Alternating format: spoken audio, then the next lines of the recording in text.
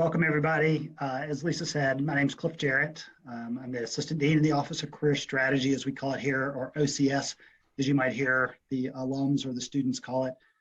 Before we get started up with the real issues, I do want to say two things. One is, if you can see outside today in Lexington, Virginia, it's 67 degrees and sunny. Sorry, Kathy. It's sunny here. It's raining in New York City, though. Oh, no. So we have beautiful weather, and we've had beautiful weather this week. Spring is a great time here in Lexington, a wonderful time to be here. So that's my climatologist update for all of you. The second thing I want to say is I know everybody is adjusting to remote learning and remote working, and we're in a really unusual, anxious, nervous environment, I think, for all of us. Certainly, at the law school and everywhere else, I think right now. But there are some good things that come out of this. And one of them is I have two children that are 18 and 20, and I would not have had the opportunity were it not for this sort of stay-at-home thing to be able to have dinner conversations about whether Joe Exotic has been framed or Carol Baskins is actually killed her husband or not. Not sure whether that happened, but we're having great dinner conversation about this. And for those of you who haven't watched Tiger King, you should. It'll get you hooked. So I'm sorry, I got off on the wrong, different track. I couldn't help but say some positives do come out of this.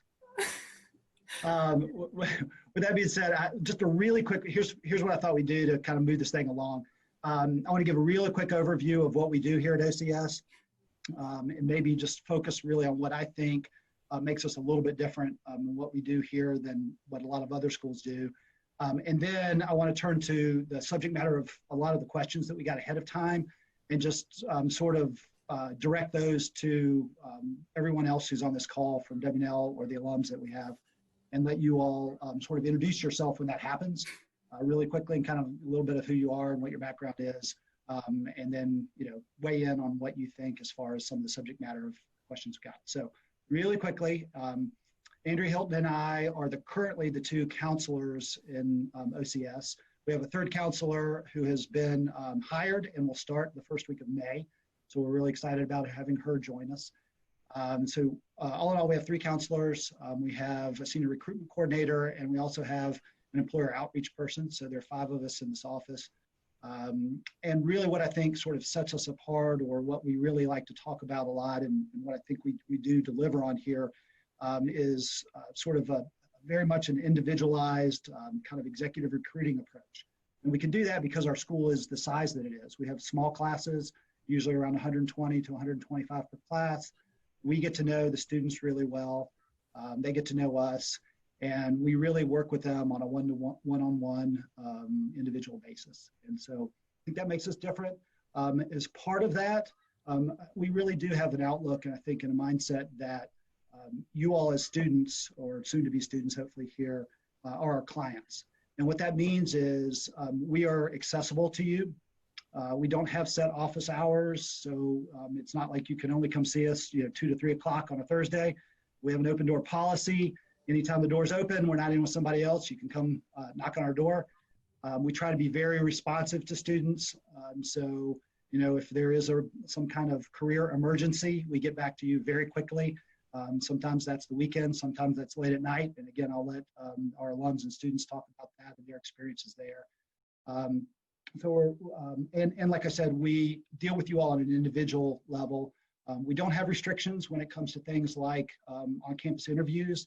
There's no lottery system. There's no limit on the number of employers that you can apply to here as a student. You can apply to as many as you want.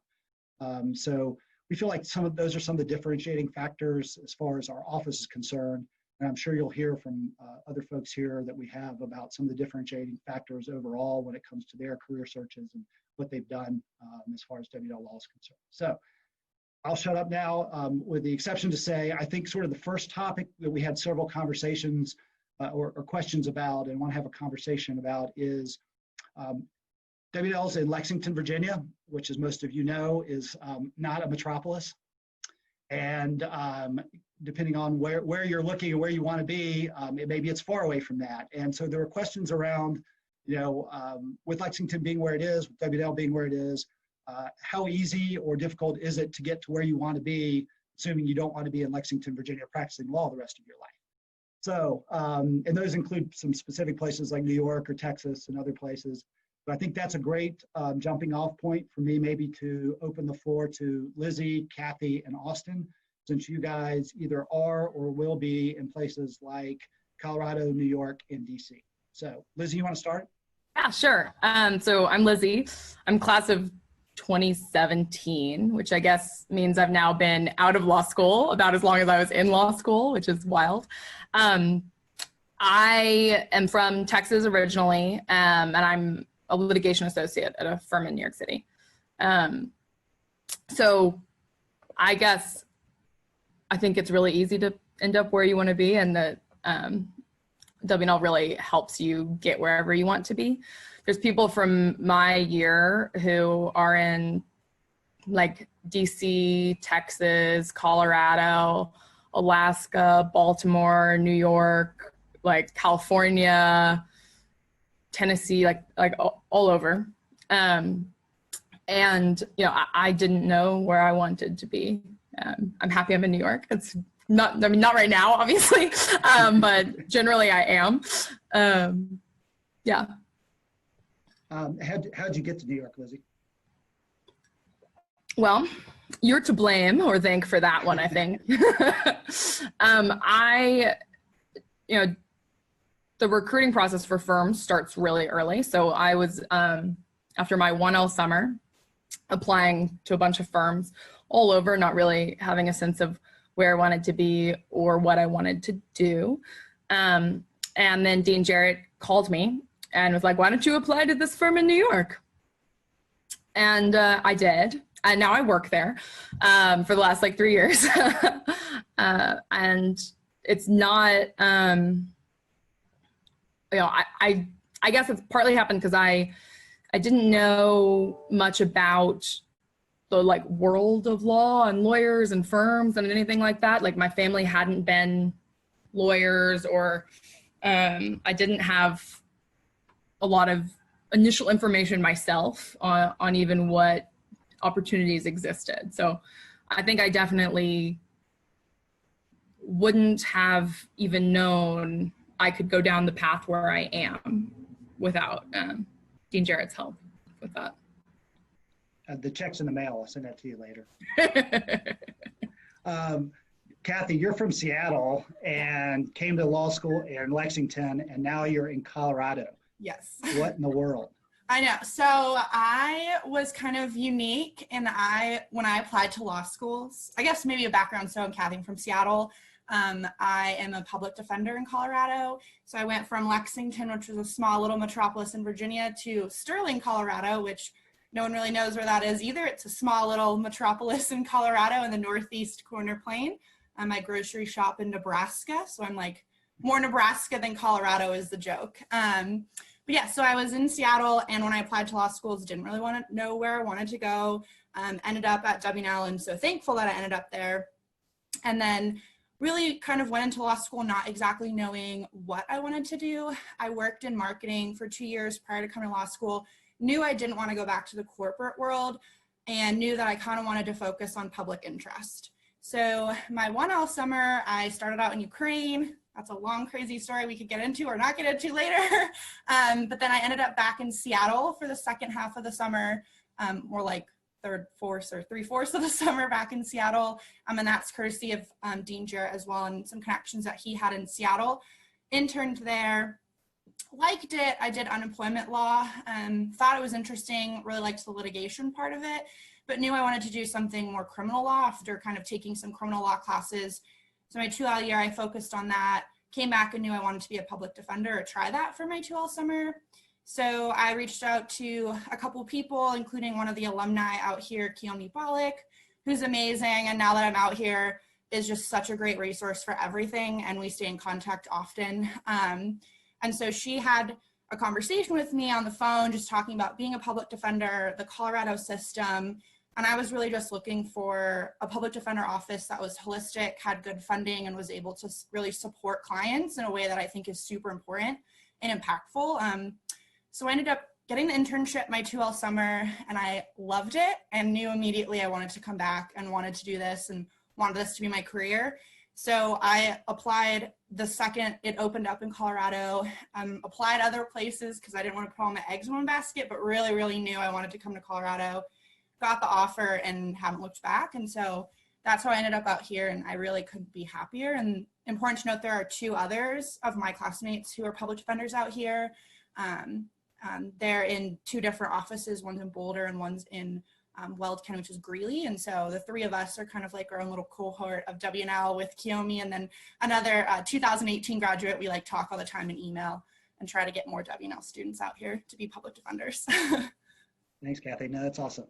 Austin from Wisconsin and comes to law school in Lexington and then goes to DC. Yeah, so I'm Austin. I'm a 3L. I'm also a Rashford Fellow. So Dean Jarrett mentioned that we have 3 full-time advisors in the OCS office. They all have JDs themselves. They've been through these processes, so they can help you.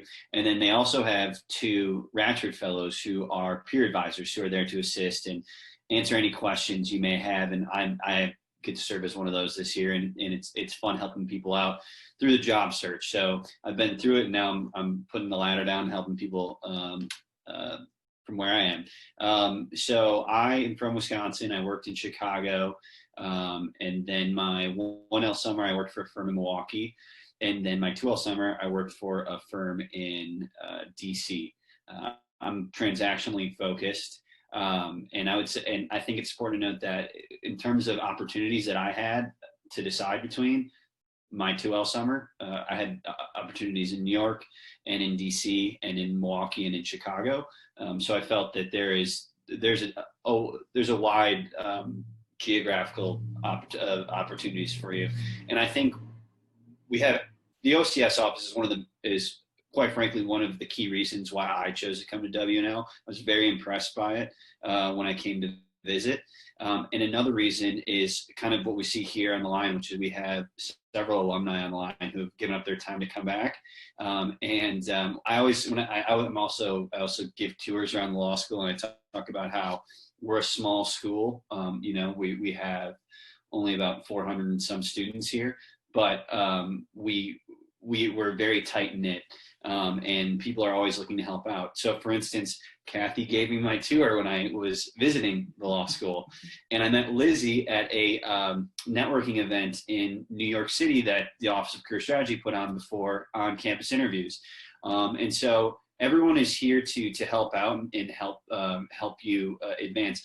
There's something about, I don't know what it is, but there's something about this Lexington experience that just sort of melds everyone together and unifies them, which is something that I really got the opportunity to see when I came to visit. And unfortunately, you guys don't have the opportunity to do that. But I didn't know a whole lot about W&L, came down and visited it, and just fell in love with the people in the area. It's just gorgeous. So that's my long intro. No, thanks, Austin. That's great. Speaking of alums, let's turn our attention to 2 others that haven't had a chance to talk yet, but 2 other alumni we have on this call who can talk a little bit about clerkships. So Andrea and Professor Hasbrouck, would you all spend a little bit of time just, again, who you are here, what you do, and talk a little bit about clerkships and how we handle that here at W&L. So I'm also an alum, as Dean Jarrett mentioned, and something Austin said really reminded me, that bond that you experience, maybe an open house, maybe on Zoom now in the new world, but it's a very strong thing, and it becomes stronger over your 3 years now, and at least in my case lasts for many decades of your career after that. So one of my COVID-19 high points is that every Thursday I have happy hour with 2 of my law school classmates, and we used to do it by driving to the middle of Virginia in some centrally located place. So it existed before Zoom. But I just wanted to mention that the friendships that I was able to create here lasted through many job changes, many years of practice, many career transitions. And so this is a peer group that you can look to for inspiration and advice over the course of your career. So one of the things I do now is advise students who are seeking post-grad clerkships, both federal and state. And, the percentage of a class that we have who goes into that varies a little bit from year to year, but we always have a strong portion of the class that takes a clerkship as a first job. And let me make 2 points about it, and then maybe you can pose your questions in chat so we can address exactly what it is that's on your mind. The first point I want to make is that this process starts when you arrive. There's informational programming that's open to 1Ls. It gets more detailed and more specific to you and your aspirations as you move on. But during the very first weeks, certainly months of your 1L year, you'll have an opportunity to come to a panel of law clerks or judges to talk about the clerkship experience and why it's important and why you might seek to do it. The faculty is extremely supportive of that clerkship aspiration, both on a professional / emotional / mentoring level, and also on the practical level. I'm privileged to read some of the letters they write, and I used to do admissions, so I've read a lot of recommendation letters. They are inspired writers when it comes to explaining to a judge why a W&L student is qualified to be an excellent clerk.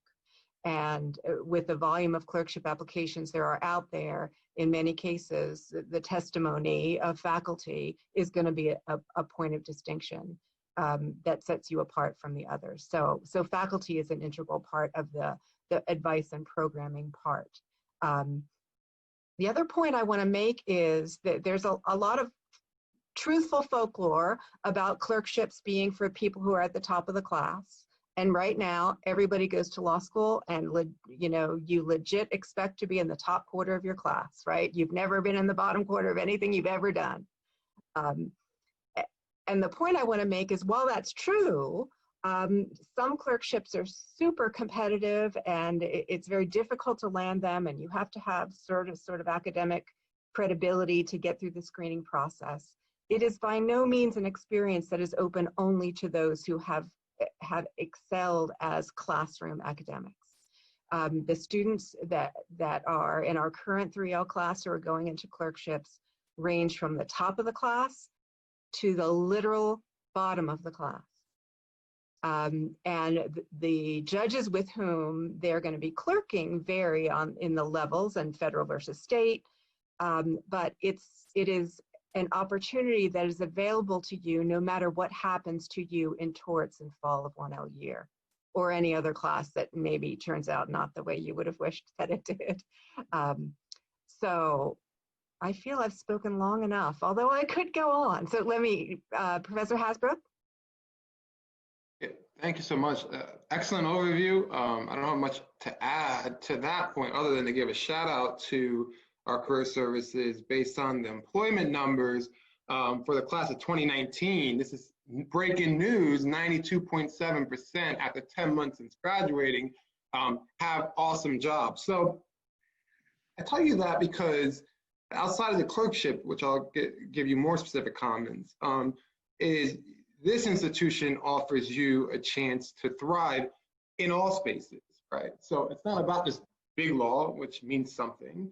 You have public defenders, you have public interest work, you have federal prosecutors, some of you will become clerkships, and the list goes on, in-house counsel, and we have the expertise here in our career services and on the faculty to get your materials, your resume and cover letter to the folks you need to look at those materials. So what does that mean in terms of going into this process of law school? Well, it means you have advocates on our faculty in our career services that have connections that are going to put you into maybe not your dream job necessarily.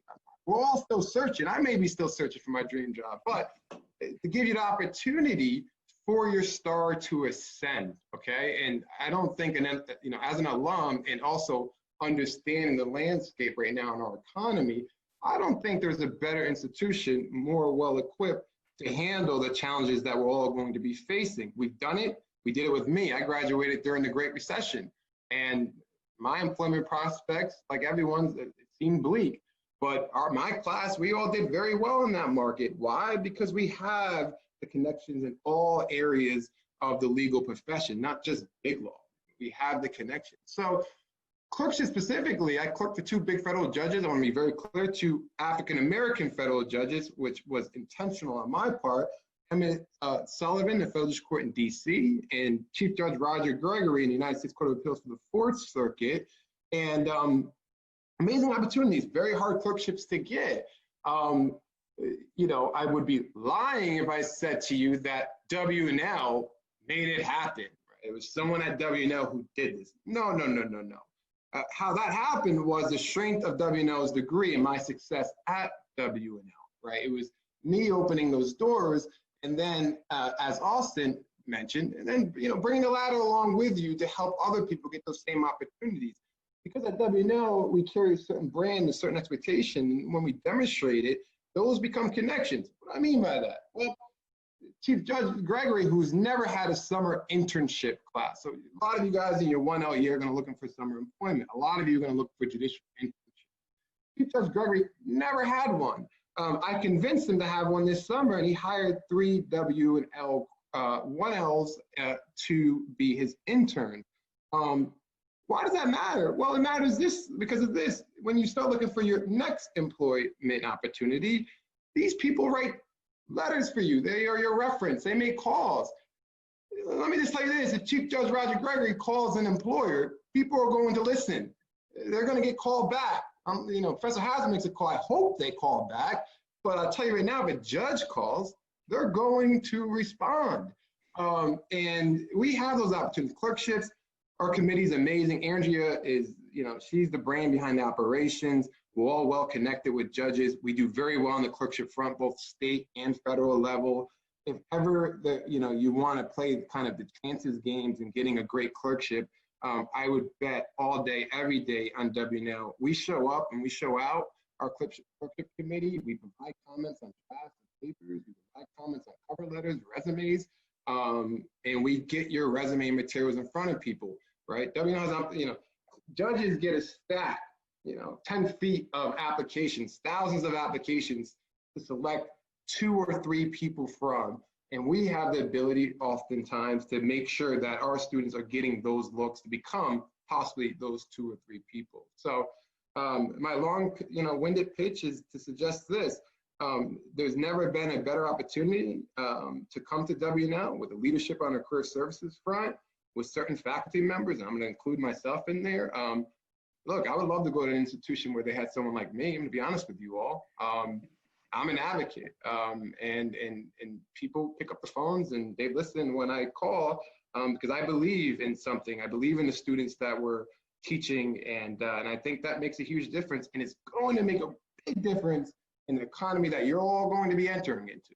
Another category of questions that we had to do with what is our role in the career office with respect to students when they start as 1Ls and kind of all the way through the process, including whether we work with our graduates and our alumni also.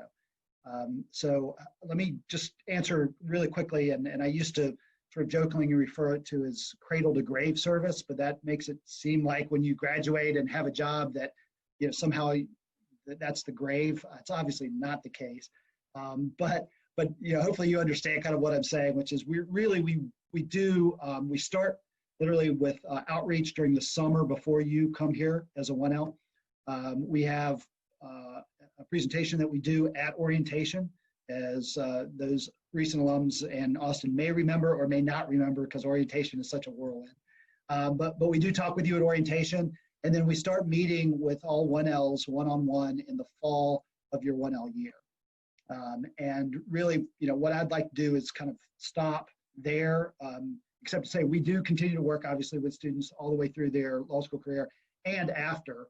There are stories that I could tell you and Andrea could tell you where we have spent time good bit of time sometimes with alums who are considering a career change or coming off a clerkship and thinking about and wanting some advice about what to do after their clerkship ends. So we are also available to our alumni.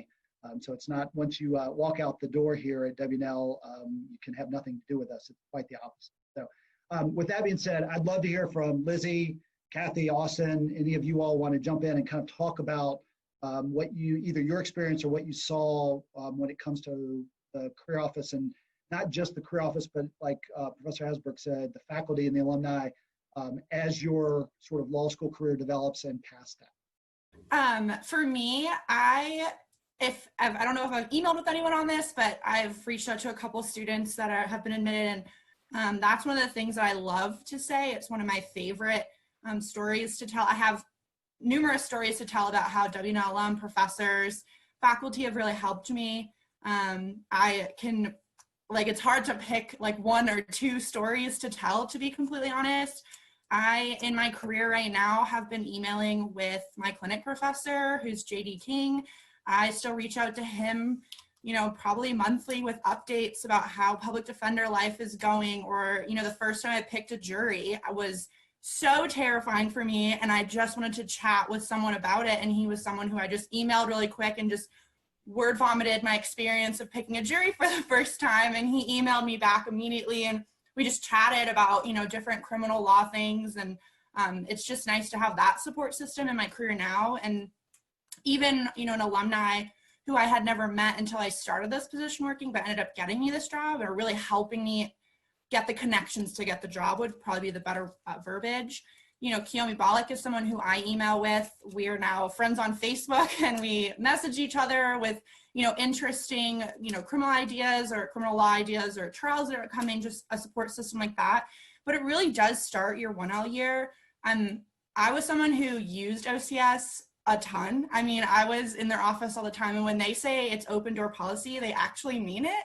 Anytime I walked by, it was like, I'm going in and I'm saying hello. I'm something as simple as like, do you have something, a lint roller? I'm about to go into an interview. Can I use your lint roller? Or I need to sit down and actually talk about this resume or things like that. And I guess one really important story that I always tell, that I think Dean Jarrett knows where I'm going with this, is my 1L summer I was going to Ukraine, and I was in Ukraine for a couple days and ended up having to come home for these safety concerns. And I was 1L. I had to come home after like 3 days. I had no summer prospects. I was in Seattle and I had to be back home. Didn't have any connections. And I reached out to Dean Jarrett when I was still in Europe and said, help, am I like screwed? Like, am I not gonna have an internship this summer? What am I gonna do? What am I gonna put on my resume? And totally freaked out.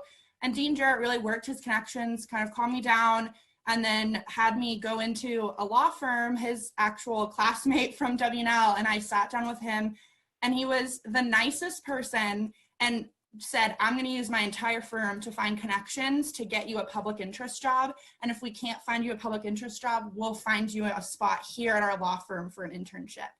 And I mean, by the end of the week, after being home and having no connections, I ended up at this unemployment law project in Seattle and started working there, and I would never have gotten that if it wasn't for Dean Jarrett, the W&L connections, the ability to just really use OCS as a resource. And so I can't be more thankful. Everything that I've done since has been because of, you know, connections and things that W&L really offers to their students. So. It's funny. It's kind of impossible to choose a story, like Kathy was saying. There's so many things and moments and experiences from the moment I entered the law school, even before I entered the law school, right? Like once I got accepted, through now, where different people within the W&L law community have like greatly improved my life and brought me down different paths than I would have been. I have a similar weird 1L summer experience like Kathy, where I was going to work for a firm in Europe. And then I was in Europe. I had problems with my, like, getting the visa to actually work for this firm. And within sort of like 36 hours of reaching out with a similar, like, oh, I don't think I'm gonna have a job, I'm screwed, my life's over, kind of panic attack. law school had helped me get like an immigration lawyer to help me get this visa for a 6-month internship. And like the next week I was there doing it.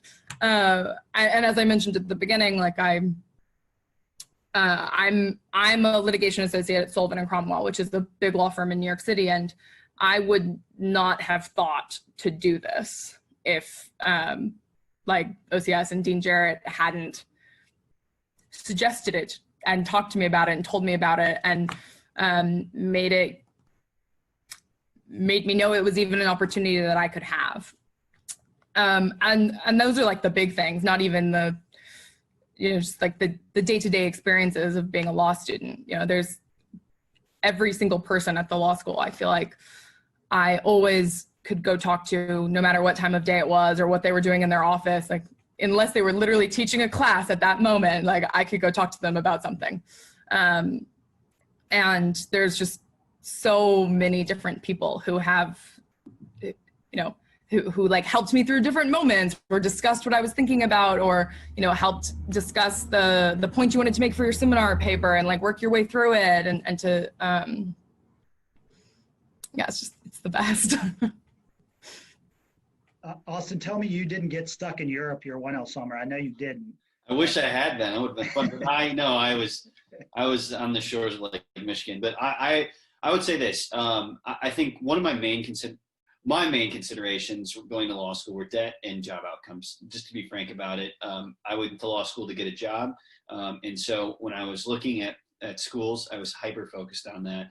And there's a few things that stood out to me about our OCS here, and that is the staff, like I mentioned earlier, and their experiences, but also the way they interact with students. Their office is right in the heart of the library, and you can see it. It's glass walled. You can see in there from the main reading room where a lot of people study. If you walk by, you see that doors open. You can swing by whenever you want and drop in and ask a question or just chat for advice. And that is fantastic. Not every school has that opportunity. Some will have set advisors and set times and set appointments. You can jump in as much as you want.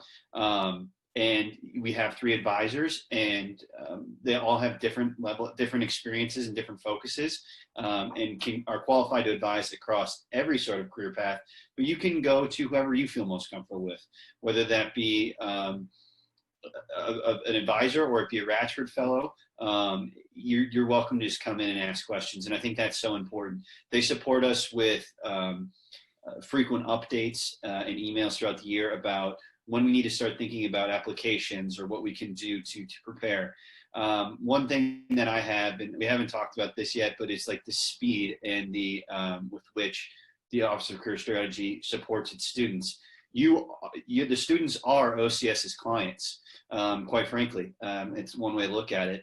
I remember my 1L summer, I was beginning to draft application materials, and it was like July 3rd, around 8 or 9 p.m. And I sent something off to Dean Jarrett, and I just did not need it. It wasn't that urgent. I said, I kind of knew his reputation. So I said, please do not worry about this. Just, you can get it back to me whenever you want. And I had an edited version back to me by like 9 the next morning. And there are countless stories of that, of turnaround times and just asking for even the most minor things. As a Ratchford Fellow this year, help people draft emails. There's just those moments where, when you're in the moment of the job search, everything seems so hyper important, and you're worried about making some sort of misstep or misstatement to a potential employer in ways that you might not if you weren't under such pressures or stress. So we're here to help you with that, and to advise you. And so I've had people come in and say, "Hey, how does this email look?" And it was a pretty vanilla item, but it was stressful, and we understand that, and I've been there, and so we're here to help you do that, because we want to help you succeed and find your best career path. I've got one more thing to say, if that's okay. Yeah,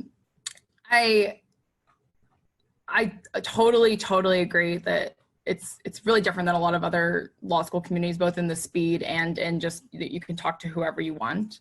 I think I probably spent my daily 15 minutes, one day with Andrea Hilton, then one day with Jarrett, and just like back and forth, whoever I felt like was the more appropriate person for whatever I wanted to discuss that day.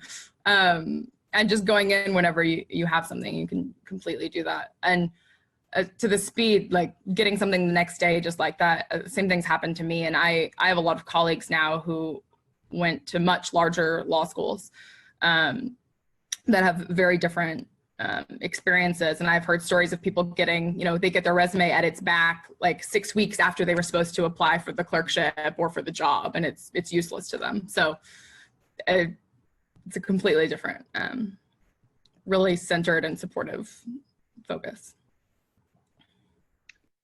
If I can real quick, I want to take the focus off of the office itself, and have you all talk a little bit about, and Professor Hasbrouck, jump in on this too from your perspective. You all talked about the community. I know you talked a little bit about the alumni, but a little bit also about how fellow students and how that how W&L students and classmates help each other, and what that approach looks like here when it comes to the to people's careers. And then same thing sort of on the faculty side.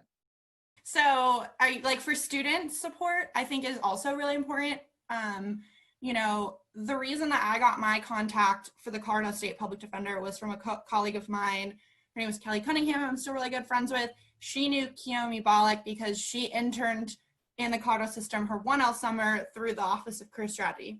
So she shared that email with me, but then I reached out to Kiyomi, had conversation with her, and then was interning that 2L summer. Well, then I reached out to Kiyomi because I said, hey, a classmate who's graduating in 2018 is also interested in the Colorado system. Would you be willing to talk with them? So then, we're just really willing to share. And so that person, she's here, she's over in the Montrose office. My colleagues, Alex and Lauren, went through me, but like we kind of worked together, and then now they're in the Colorado system. I think it's really important, even with interviews. There are times where I'd go to this massive public interest, it's called Equal Justice Works in DC, this public interest interview process, and you would show up and it's so hectic. And if I had an interview first and I knew a colleague or a classmate of mine was interviewing second, we would share interview questions. We're all sitting together, chatting about our interviews, working together, and we'd go over and be like, whoa, I just got a question out of left field. Be really prepared because this public defender system is going to ask you this question. And I got that same advice from classmates. And what was really, I loved seeing W&L being so close, because I thought what was really sad is you saw all these other students and they were by themselves. Like, they didn't have their classmates sitting with them, the Office of Career Strategy, they didn't have like a representative who was there. We had someone who was saving a table for us and stood there all day and helped us with just leaving our bags or how to prep an interview question. And you could really tell our community was so tight knit at those, especially at the Equal Justice work, because we're all together, doing these interviews together, and they're long days and you have back-to-back interviews and they're really stressful. And we all just got dinner together, talked about interview questions, and you just didn't see that at other law schools, or at least I didn't experience that. And I think that's just really important. And even, here, I can't say it enough, I email my colleagues or text my colleagues from W&L all the time about cases, especially right now with COVID-19 and how the courts are handling things. We've been, group chatting so much about strategies of how to get people out on bond. And you can do that in the whole system in Colorado, but it's so nice to have a colleague who whose face you really know and you're friends with, to just complain about the prosecutor that you're working with or the judge that you're working with, and just chat with your colleagues and just know it's not going anywhere and it's just going to stay in that text message. And it's people that I worked in the clinic with. And so I just think that community outside of OCS is really important too. And Austin, with your experience in a little different, obviously, career path on the law firm side, when it comes to on-campus interviews or regional interview programs, how'd you find that with respect to your fellow classmates? Yeah, I think it carries off over from the way that the education at the school this is the way it is around exams and things like that. So this is maybe a broader answer, but I'll bring it back to that. We have the honor system here at W&L, and we're a small school in a small area. And going into law school, I heard all the horror stories, as you have, and seen it on movies about ripping pages out of books and whatnot. It just doesn't happen here. There is not this antagonism towards one another. we have the honor system, which is a code that, or it's not a code, but it's a policy by which everyone intends to treat each other with honor and respect, and everyone is giving honor until they're shown that they are undeserving of it. And it's a one-strike system. But I think it sort of percolates throughout the whole community, and people recognize that and honor and respect one another, because we realize, hey, we're in a smaller town. This is our community. These are our friends. We are all very driven and try and do the best we can. And there's two ways about this. We can choose to just be antagonistic and hyper competitive in bad ways, or we can choose to recognize that we're all going to work hard and try and get to our goals. And it's more fun if we're being pleasant with one another. And that's the way it is.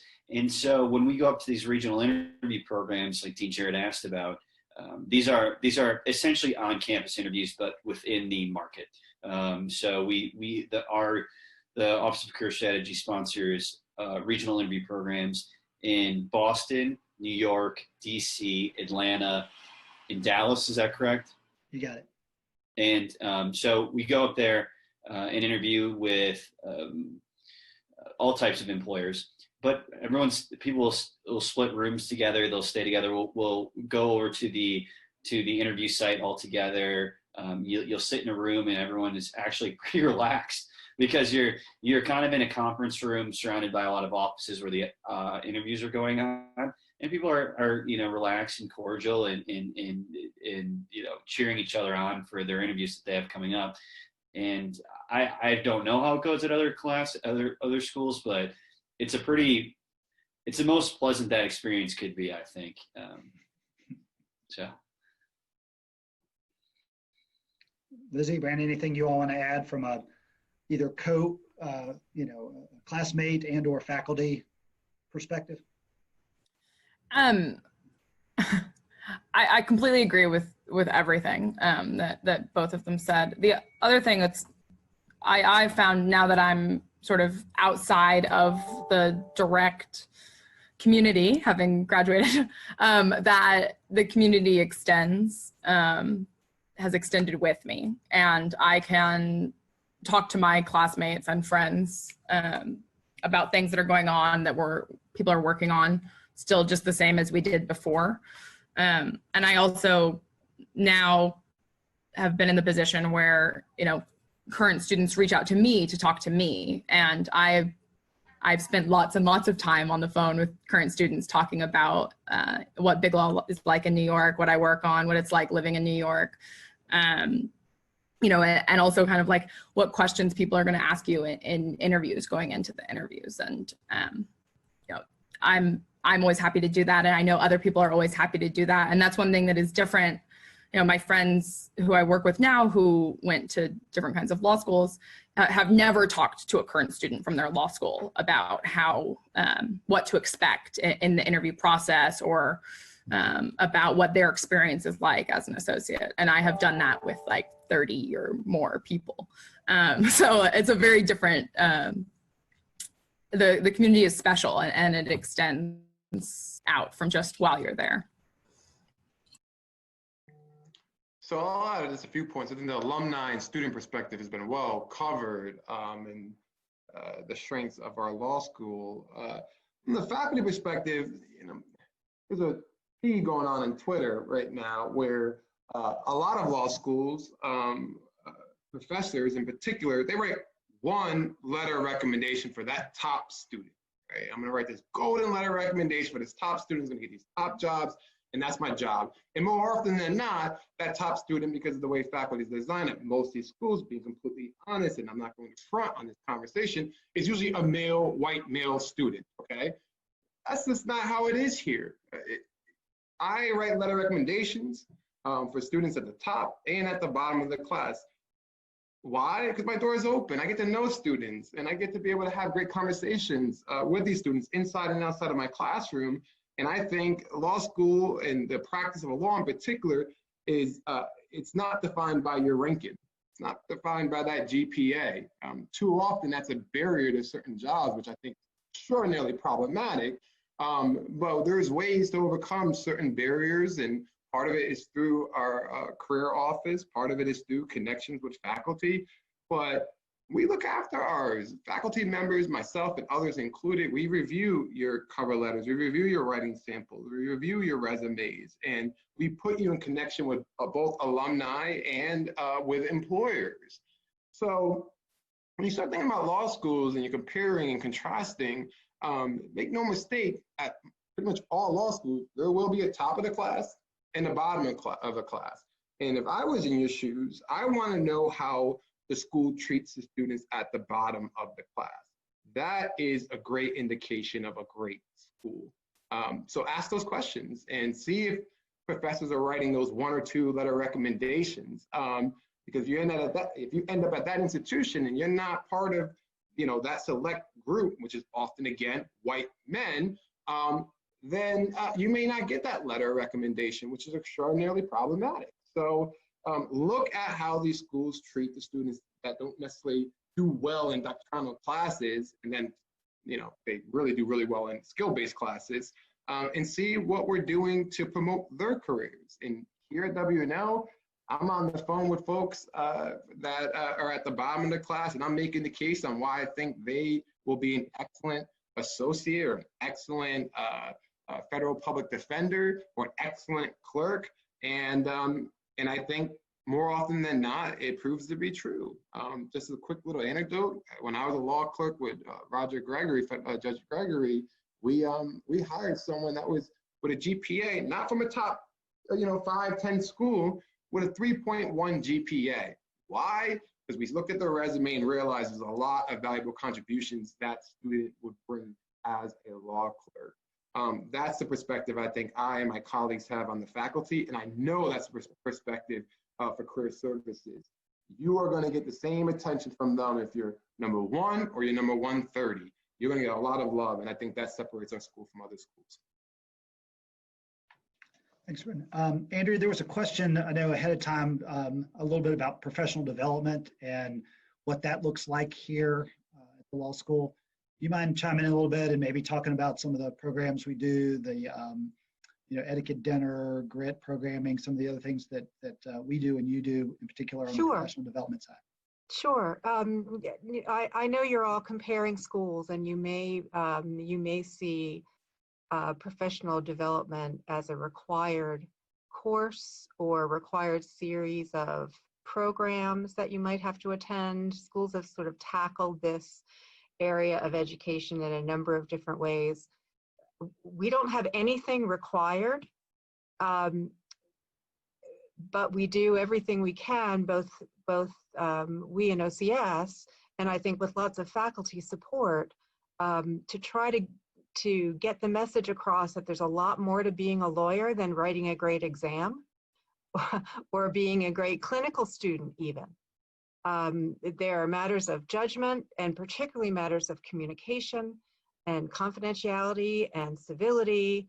And that's why we edit your emails, right? That's why, if you want us to, we don't require that.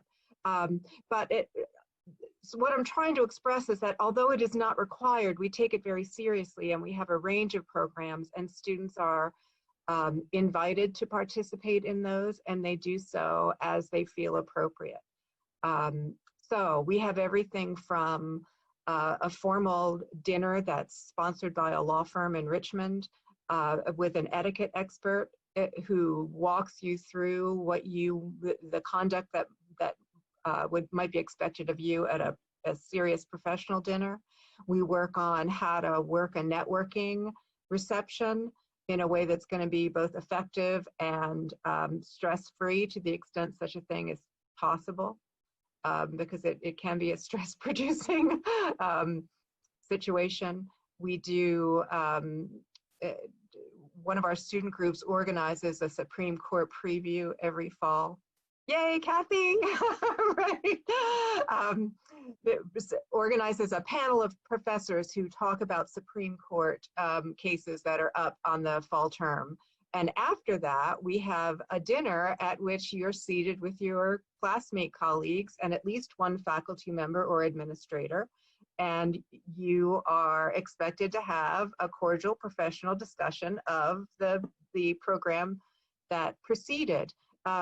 You know, the conversation varies, of course. It's not, you know, you're not handcuffed there, but you're put in a position where you can, you know, sort of flex these extra classroom muscles that are going to be required of you. So much of the work that I do in professional development is with smaller groups of students throughout the curriculum later in 2L and 3L year. So I do workshop style things with our clinical groups, with externship groups and the like. But we're, you know, always trying to reinvent, and it's actually sort of top of mind for me is how should our offerings change in light of the fact that our students are not maybe going to have the face-to-face time that they would have expected to have this past summer, whether they're 1Ls or 2Ls. And so what are the implications of remote summer associateship or summer interning?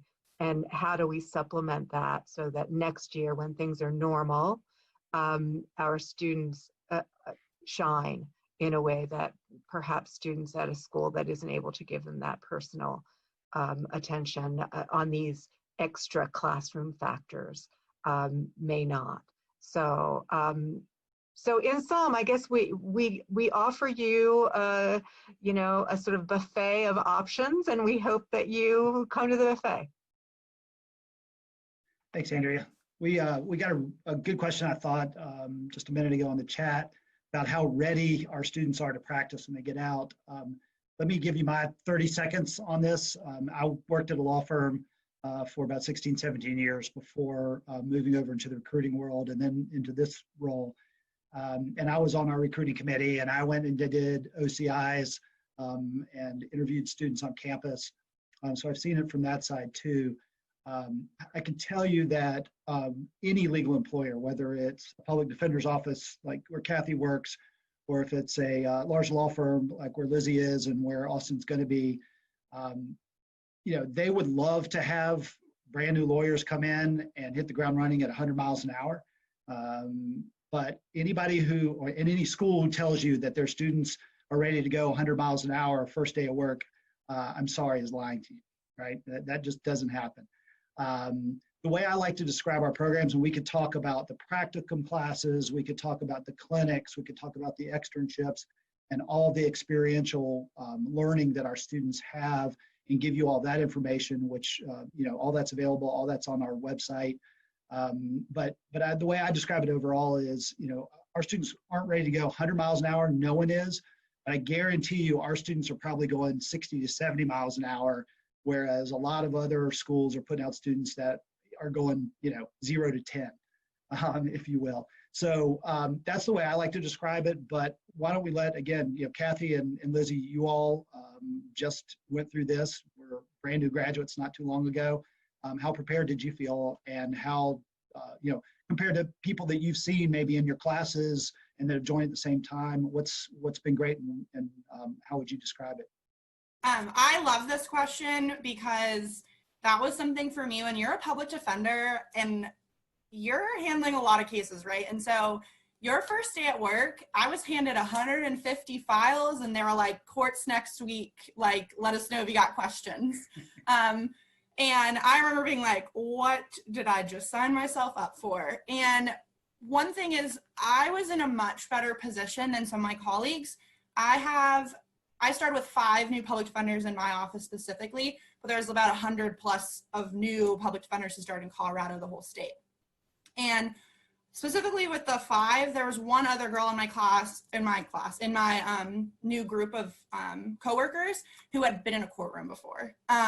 You know, like through the clinic or mock trial, I did mock trial competitively at the law school, and just having a fake criminal case and taking that to trial in front of district court judges at the school. You know, when I went into the courtroom, it was like nerve-wracking and I was terrified. And I'm telling you, the curve of learning to be a public defender, and I'm still learning every day, and I'm more and more confident in the courtroom, but I felt like I was on a much higher starting plane than a lot of my coworkers who, you know, one of them went to a top 14 law school and she had never been in front of a court or in a courtroom, had never argued before a judge before. And she's a great motions writer. Like, don't get me wrong, she writes bomb motions that we all try to steal, and we like her legal research, and I always go to her when I'm like, I got this really intricate, like, you know, can you help me with this? And then she comes to me because she's like, okay, you've done 20 motions hearings and you've won so many, like, how do you do this? And I think one thing about W&L, and specifically for criminal law, and that's how I focused on in W&L, and the classes I took, the clinics that I was in,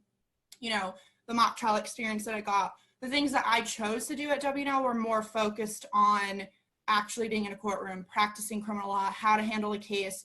And I felt so much more prepared going into it than I think a lot of my coworkers who went to different law schools who had written a ton of really cool motions and had, you know, theoretically done, you know, these cases, but had never actually like tried a case. And my first case that I tried by myself was a 3L in the clinic in front of a judge, crossing cops and officers and putting my client on the stand and directing them, and just actual practical skills that my colleagues didn't get during law school. So when they went to trial for the first time, that was legit their first trial, you know, when you sit second chair with them. And for me, you know, when I prepped my first trial by myself, prepped it full and sent it off to my office head, he was super impressed with the amount of work that I like had done on it, the amount of knowledge that I had on how to write crosses. And I learned all that at W&L. Like I learned some of it when I was an intern in Colorado about the Colorado system, but the majority of the stuff that I put into that first trial that I prepped and went to trial on, that was